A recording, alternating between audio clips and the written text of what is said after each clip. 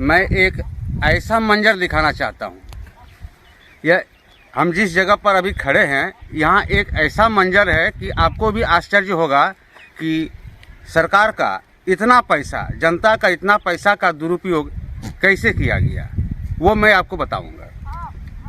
अभी हम हिरनपुर प्रखंड के बड़तला पंचायत, और ये गांव जो है खुदुटोला गांव कहा जाता है, जो बड़तला पंचायत में आता है। इसको जामबाद भी कहा जाता है इस गांव को। तो यहाँ पर कितनी सारी घोटाला हुई है तालाब निर्माण में, उसको मैं दिखाना चाहता हूँ।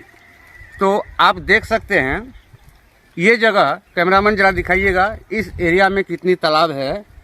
इस एरिया में दर्जनों तालाब है, दर्जनों तालाब की खुदाई हुई है। 1 2 3 4 5 नहीं बल्कि दर्जनों तालाब है।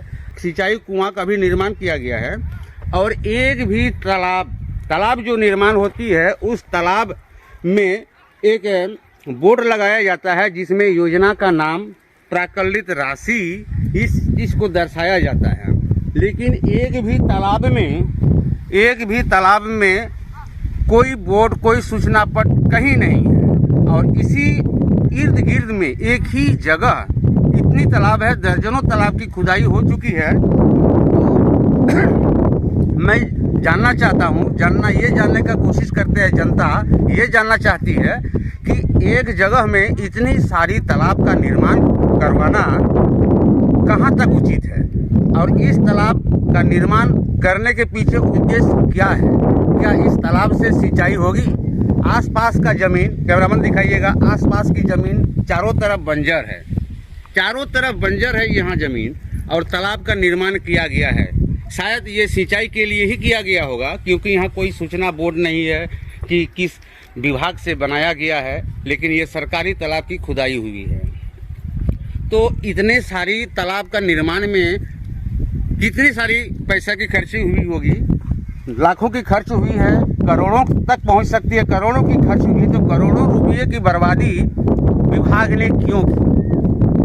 अगर आवश्यकता होती है तो जगह चयनित कर 2-4 तालाब खुदवा दिया जाता है, लेकिन दर्जनों तालाब एक ही जगह खुदवाना, ये कहाँ तक सही बैठती है? क्योंकि इसमें है क्या, सर्वप्रथम बिचौलिया जगह चयनित करता है। बिचौलिया जो होता है सर्वप्रथम जगह चयनित करता है, फिर मुखिया, उसके बाद पंचायत सेवक, जन सेवक, तब ब्लॉक पदाधिकारी, प्रखंड विकास पदाधिकारी। ये सारी जो है एक तालाब निर्माण करने के लिए कई चैनल बने होते हैं। तो इस तरह का जो पैसा का दुरुपयोग किया गया है, यानी सरकारी खाते में तो तालाब का निर्माण हो चुका है, लेकिन उस तालाब के निर्माण से किसको फायदा मिला? किसान को तो फायदा नहीं मिला, लेकिन मिला किसको? बिचौलिया को, से लेकर पंचायत सेवक, मुखिया और बड़े ब्लॉक के बड़े पदाधिकारी लोगों को फायदा मिला, क्योंकि सबका चैनल बंधा हुआ होता है इसमें। नहीं तो अगर इस तरह की बातें नहीं होती तो इतनी सारी तालाब एक ही जगह निर्माण नहीं किया जाता। इसमें बड़े बड़े पदाधिकारी भी सम्मिलित हैं। क्यों? सबको एक, शायद कुछ जनता ने बताया कि सबका जो है एक घूसखोर टाइप का जो होता है, माने वो पैसा का लेन देन बड़ी पैमाने पर किया गया है यहाँ पे। ऐसा जनता ने कहा, गांव के लोगों ने कहा, बुद्धिजीवियों ने भी कहा कि ये जो है बिल्कुल गैरकानूनी है, पैसे का दुरुपयोग किया गया है।